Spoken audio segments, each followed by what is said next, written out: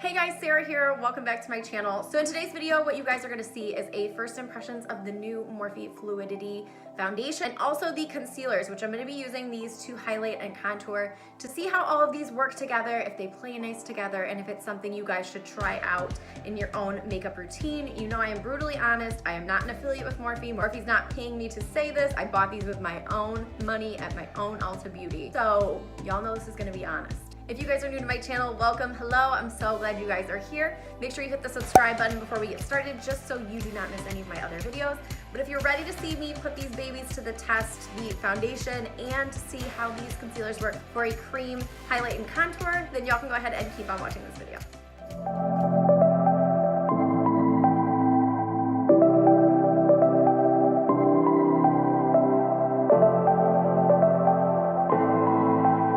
Jump right into this review. I've got a massive green juice and you guys are gonna die. I'm drinking it a mug with Andrew's face on it. It's cracking me up. Anyways, I'm gonna get nice and close.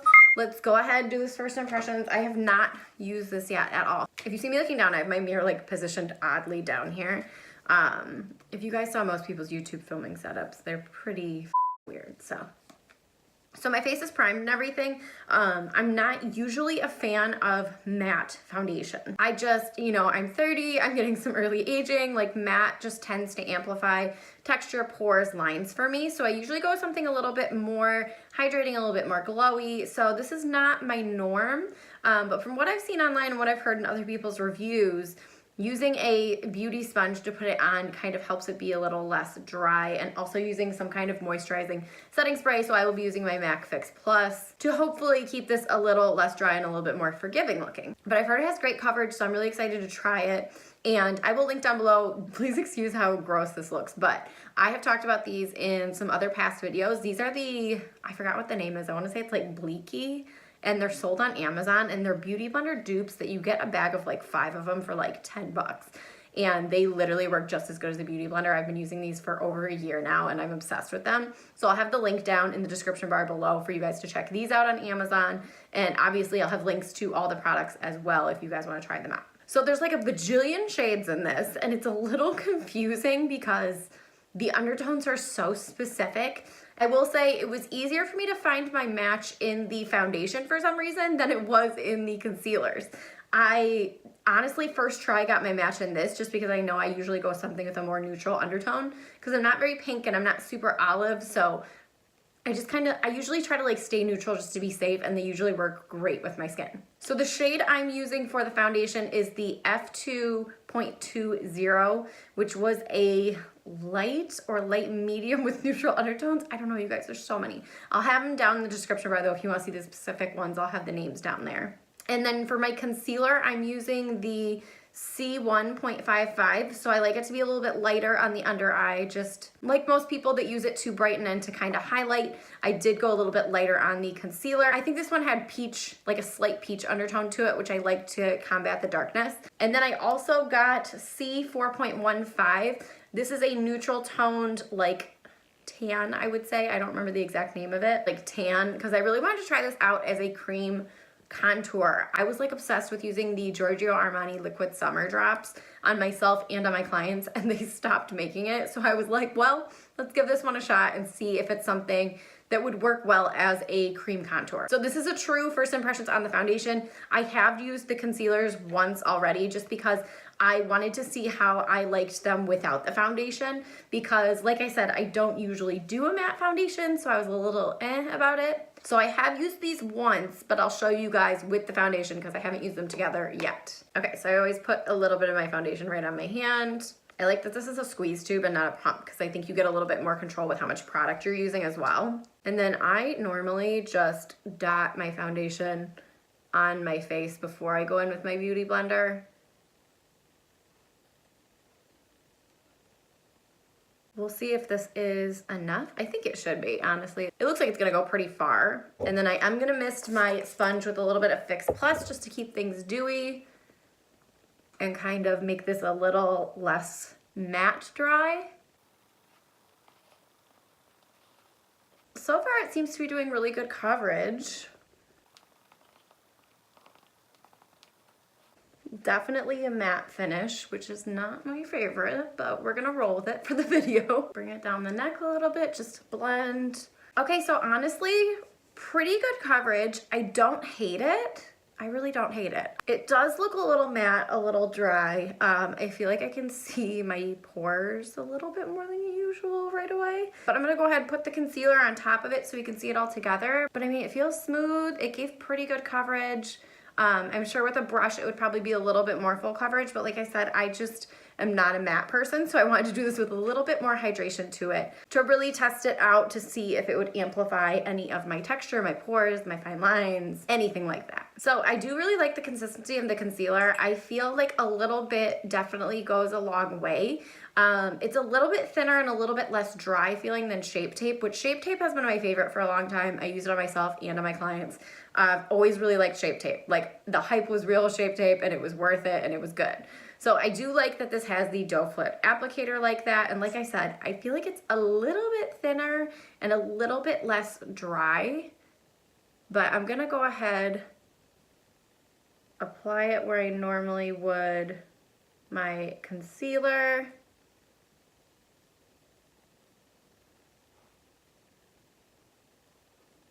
I'm gonna go in with my beauty blender.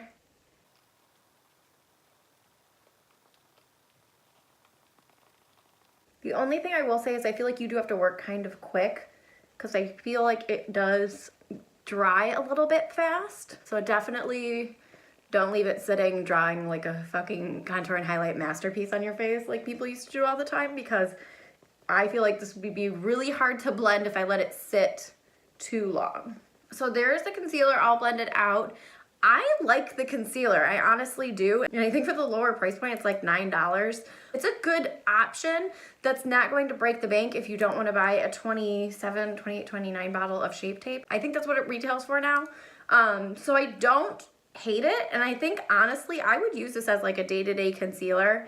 And I'd probably still use Shape Tape if I wanted something like super full coverage that I know is gonna like stay locked in all day. But honestly, for like everyday makeup, I do like this concealer. And like I said, it blends out really well. It's playing well with the foundation so far. But I wanna jump in and show you guys the one that I'm gonna use to contour with. So I will say I tried this once already and a little bit goes a very long way. I actually did like too much when I put it on, and it's what I would have normally used in the more liquid sun drops that I used before, and I had to like tone it down because like my face got way too dark and you could like tell where it was, and I was like, whoa, like let's calm it down a little bit. So this is actually gonna be my second time contouring with this, so I think it's gonna go a little bit smoother.